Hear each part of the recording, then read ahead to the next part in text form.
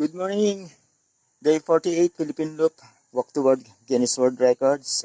Unahin muna natin ang mga tourist spot nila, no? Ito tayo ngayon. Dadaan tayo sa ating municipal hall ng ating bayan ng Itbayat. For sure, yung view deck natin nandyan sa likod ng bundok na yan.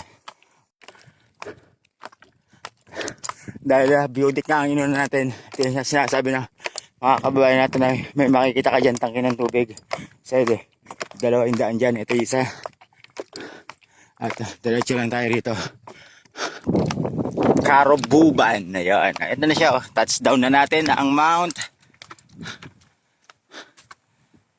Carobuban. Akit tayo sa taas. Pakita natin ang view. Ooh!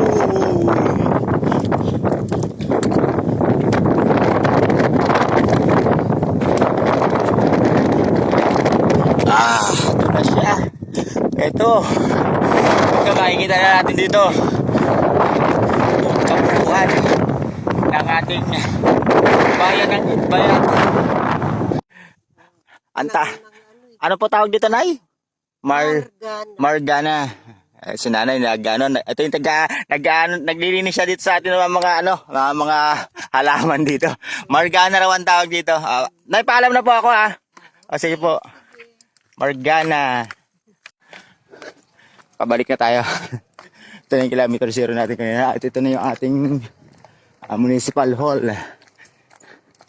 ng Itbayat, Batanes. Ito yung isa sa magandang kaugalian ng mga taga Batanes natin. Yung ganito sila yung paraan ng pagmamano nila. Ayan. Ito yung naapektuhan ng lindol natin noong 2019. Yan, patuloy pa rin tayo sa lalakad natin. Tiniikot natin itong Itbayat Island natin. Kanina galing tayo dito sa may ano ba to? Carobuban. Diyan tayo kanina umaga. Tapos ngayon ang pupuntaan naman natin ito, Tachimus. Time check natin 11:48. Pagdating natin ng Tachimus. May Tachimus. Ito na yung mapa natin. Kanina naligaw ako doon papuntang papuntang view deck. Yung Mount Carobuban. Mount Carobuban. Yung pinuntahan natin kanina. Nalagyan ako, ang daming daan. Nakakalimutan ko kasi ito. Naiiwan ko kanina. Dito na tayo sa Tachimus. Yun, no? Diba? Yan, ang Arius tree natin.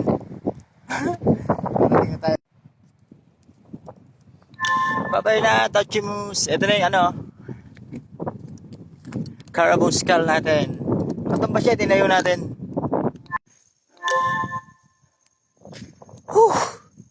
Grabe. Ito may ahon. Ang sarap yan. Take 5 muna tayo.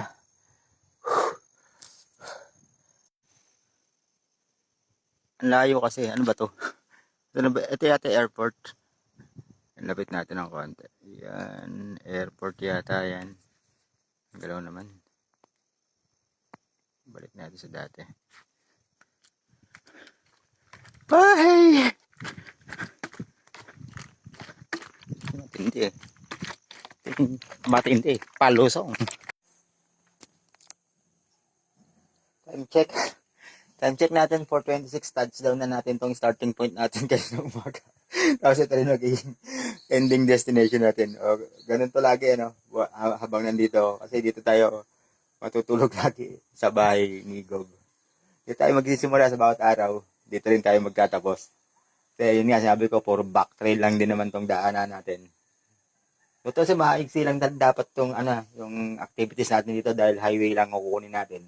Kaso, dahil nandito na tayo, sinabay na natin yung mga tourist spot.